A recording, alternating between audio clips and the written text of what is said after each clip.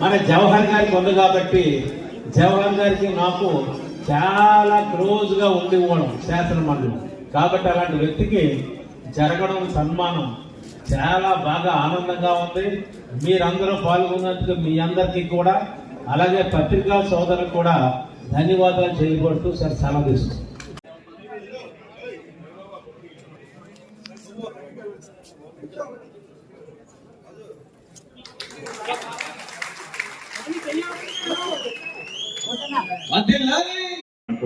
అదే విధంగా వారి తల్లిదండ్రులు కూడా వారి మామగారు అత్తగారు కూడా అందరూ టీచర్లు అనేటువంటి మాట కూడా నాకు చెప్పాను. అన్నాను జవహర్ గారితో అప్పుడు టీచర్ల కుటుంబం నుంచి వచ్చిన వాడు ఖచ్చితంగా